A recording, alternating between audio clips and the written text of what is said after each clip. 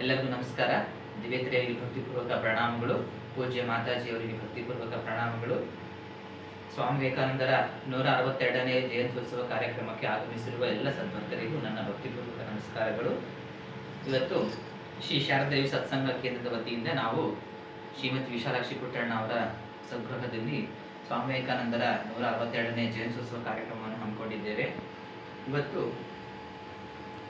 ಸ್ವಾಮಿ ವಿವೇಕಾನಂದರ ಸಂದೇಶಗಳು, ವಿಶೇಷವಾಗಿ ಅವರ ಜೀವನ ಮತ್ತು ಸಾಧನೆಗಳು, ಅವರ ವ್ಯಕ್ತಿತ್ವ ಎಲ್ಲವೂ ಸಹ ಪುನರಾವಲೋಕನ ಆಗುವಂತಹ ಅಗತ್ಯ ಇವತ್ತಿದೆ. ಸ್ವಾಮಿ ವಿವೇಕಾನಂದ ಅಂತ ನಮ್ಮ ಮುಂದೆ ಬಂದಾಗ ಅವರ ಆ ಭವ್ಯವಾದ ವ್ಯಕ್ತಿತ್ವ, ಅವರ ಆದರ್ಶಮಯ ಜೀವನ ಮತ್ತು ಅವರು ವಿಶೇಷವಾಗಿ ಯುವ ಜನತೆಯನ್ನ ಕುರಿತಾಗಿ ಹೊಂದಿದ್ದಂತಹ ಅಪಾರವಾದ ಪ್ರೀತಿ, ಕಾಳಜಿ, ವಿಶ್ವಾಸ ಮತ್ತು ವಿಶೇಷವಾಗಿ ಅವರ ಅಪರಿಮಿತ ರಾಷ್ಟ್ರಪ್ರೇಮ ನಮ್ಮೆಲ್ಲರನ್ನು ಸೋಜಿಗೊಳಿಸುತ್ತೆ. ಹಾಗಾಗಿ ಸ್ವಾಮೀಜಿಯವರ ಜಯಂತ್ಯೋತ್ಸವ ಕಾರ್ಯಕ್ರಮವನ್ನು ಯಾಕೆ ಹಮ್ಮಿಕೋಬೇಕು ಅಂತಂದ್ರೆ, ವಿಶೇಷವಾಗಿ ಸ್ವಾಮಿ ವಿವೇಕಾನಂದರ ಜೀವನ ಮತ್ತು ಸಂದೇಶಗಳನ್ನ ಅನುಸಂಧಾನ ಮಾಡಬೇಕು. ನಾವು ಎಲ್ಲೇ ಆಗಲಿ ಸ್ವಾಮಿ ವಿವೇಕಾನಂದ ಜೀವನ ಚರಿತ್ರೆಯನ್ನು ಓದ್ತಾ ಇದೀವಿ ಅಥವಾ ಅದ್ರ ಬಗ್ಗೆ ಮಾತಾಡ್ತಿದ್ವಿ ಅಂತಂದ್ರೆ, ಅವ್ರು ಹೇಳಿರುವಂತಹ ಕೆಲವಾರು ತತ್ವಗಳನ್ನ ನಮ್ಮ ನಿತ್ಯ ಜೀವನದಲ್ಲಿ ಅಳವಡಿಸ್ಕೊಂಡ್ರೆ ಮಾತ್ರ ಅದು ಸ್ವಾಮೀಜಿಗೆ ಸಲ್ಲಿಸುವಂತ ಬಹುದೊಡ್ಡ ಗೌರವ ಆಗುತ್ತೆ.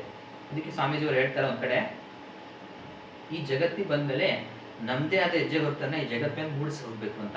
ಅಂದ್ರೆ ಸಾಕಷ್ಟು ಪ್ರಾಣಿ ಪಕ್ಷಿಗಳು, ಇರುವೆಗಳು ಬರ್ತವೆ, ಹುಟ್ಟೆ ಸತ್ತೋಗ್ತವೆ. ಆದ್ರೆ ಅದಕ್ಕೂ ನಮಗೂ ಏನು ವ್ಯತ್ಯಾಸ ಇಲ್ಲ. ಆದ್ರೆ ಮನುಷ್ಯನಾಗಿ ನಾವು ಬಹಳ ವರ್ಷಗಳ ಪುಣ್ಯ ಜನ್ಮದ ಅಂದ್ರೆ ಪುಣ್ಯದ ಫಲವಾಗಿ ನಾವು ಮನುಷ್ಯ ಜನ್ಮವನ್ನು ಪಡೆದಿದ್ದೇವೆ ವಿಶೇಷವಾಗಿ. ಹಾಗಾಗಿ ಸ್ವಲ್ಪವಾದರೂ ನಾವು ವಿಶೇಷವಾಗಿ ಸ್ವಾಮಿ ವಿವೇಕಾನಂದರ ಜೀವನ ಮತ್ತು ಸಂದೇಶಗಳನ್ನ ಪ್ರತಿನಿತ್ಯವೂ ಓದುವ, ಅವುಗಳನ್ನ ಕೇಳುವ ಮತ್ತು ಅವುಗಳನ್ನ ಮನನ ಮಾಡುವ ಮತ್ತು ಅವುಗಳನ್ನ ನಿತ್ಯ ಜೀವನದಲ್ಲಿ ಅಳವಡಿಸಿಕೊಳ್ಳುವಂತಹ ಒಂದು ತುರ್ತು ಅವಶ್ಯಕತೆ ಇಂದಿನ ಜಗತ್ತಲ್ಲಿ ತುಂಬಾ ಅವಶ್ಯಕತೆ ಇದೆ ಅಂತ ನಾನು ಭಾವಿಸ್ತೇನೆ. ವಿಶೇಷವಾಗಿ ಸ್ವಾಮೀಜಿಯವರು 1863ನೇ ಇಸ್ವಿಯಲ್ಲಿ ಜನವರಿ 12ನೇ ತಾರೀಕು, ಇಂಗ್ಲಿಷ್ ಕ್ಯಾಲೆಂಡರ್ ಪ್ರಕಾರ ಜನವರಿ 12ನೇ ತಾರೀಕು ಸ್ವಾಮೀಜಿಯವರು ಜನಿಸ್ತಾರೆ. ತಂದೆ ವಿಶ್ವನಾಥ ದತ್ತ, ತಾಯಿ ಭುವನೇಶ್ವರಿ ದೇವಿ. ಕಾಶಿಯ ವಿಶ್ವನಾಥನ ವರ ಪ್ರಸಾದದಿಂದ ಸ್ವಾಮೀಜಿಯವರು ಜನಿಸ್ತಾರೆ. ಸ್ವಾಮೀಜಿಯವರ ಬಾಲ್ಯ ಜೀವನ ನೋಡ್ತಾ ಹೋದಂಗೆಲ್ಲ ಆಧ್ಯಾತ್ಮಿಕತೆ ಹಲವಾರು ಪ್ರಸಂಗಗಳಲ್ಲಿ ವ್ಯಕ್ತವಾಗುವಂತ ಪ್ರಸಂಗವನ್ನು ನೋಡ್ತೇವೆ.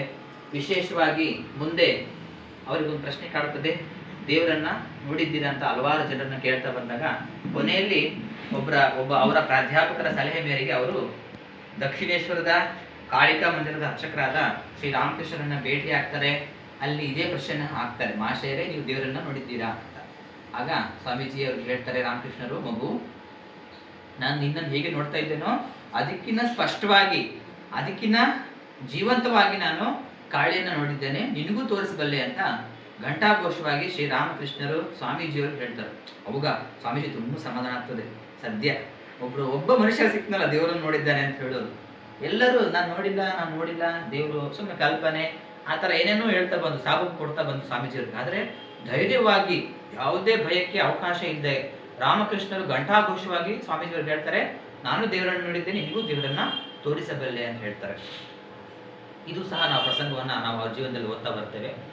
ಆಮೇಲೆ ಸ್ವಾಮೀಜಿಯವರು ಇಡೀ ವಿಶ್ವಕ್ಕೆ ವಿಖ್ಯಾತರಾಗುವಂತ ಘಟನೆ ಅಂತಂದ್ರೆ 1893 ಸೆಪ್ಟೆಂಬರ್ 12ನೇ ತಾರೀಕು ಏನು ಅಮೆರಿಕದ ಚಿಕಾಗೋದಲ್ಲಿ ನಡೆಯುತ್ತೆ ಸರ್ವಧರ್ಮ ಸಮ್ಮೇಳನ. ಅದರಲ್ಲಿ ಕೆಲವು ಮೂರುವರೆ ನಿಮಿಷ ಸ್ವಾಮೀಜಿಯವರು ಮಾತಾಡ್ತಾರೆ. ಅದರಲ್ಲಿ ವಿಶೇಷವಾಗಿ 2 ಪದಗಳನ್ನು ಬಳಸ್ತಾರೆ. ಅಮೆರಿಕದ ನನ್ನ ಸಹೋದರ ಸಹೋದರಿಯರೇ, ಬ್ರದರ್ಸ್ ಸಿಸ್ಟರ್ಸ್ ಆಫ್ ಅಮೆರಿಕಾ ಅಂತ ಸ್ವಾಮೀಜಿಯವರು ಸಂಬೋಧನೆ ಮಾಡ್ತಾರೆ.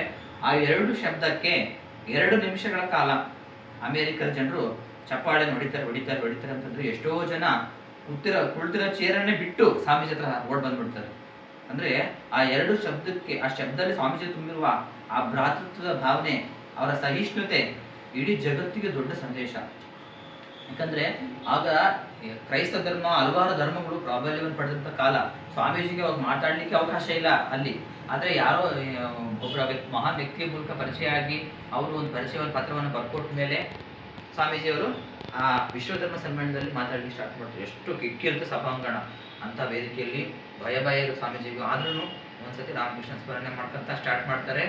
ಆ ಅದ್ಭುತ ಭಾಷಣ ಜಗತ್ತಿನ ಇತಿಹಾಸ ಜಗತ್ತಿರುವವರೆಗೂ ಆ ಉಪನ್ಯಾಸವನ್ನು ಯಾರು ಬರಲಿಕ್ಕೆ ಸಾಧ್ಯವಿಲ್ಲ. ಚಿಕಾಗೋ ಉಪನ್ಯಾಸ ಅಂತ ಸಿಗ್ತದೆ, ದಯವಿಟ್ಟು ಎಲ್ಲ ಸದ್ಭಕ್ತರು ಓದಿ. 1893 ಸೆಪ್ಟೆಂಬರ್ 12ನೇ ತಾರೀಕು ಸ್ವಾಮೀಜಿ ಮಾಡಿದಂಥ ವಿಶ್ವವಿಖ್ಯಾತ ಭಾಷಣ ಚಿಕಾಗೋ ಸರ್ವಧರ್ಮ ಸಮ್ಮೇಳನದಲ್ಲಿ ಮಾಡುವಂಥ ಭಾಷಣ ಅಂತ ನಾವು ಹೇಳ್ಬೋದು. ಆಮೇಲೆ ಹಲವಾರು ಜನ ಭಾವಿಸ್ತಾರೆ ಸ್ವಾಮೀಜಿ ವಿದೇಶಕ್ಕೆ ಹೋಗಿ ಬಂದ್ಮೇಲೆ ಭಾರತದ ಮೇಲೆ ಇರುವಂಥ ಪ್ರೀತಿಯನ್ನು ಕಳ್ಕೊಂಡಿದ್ದಾರೆ ಅಂತ.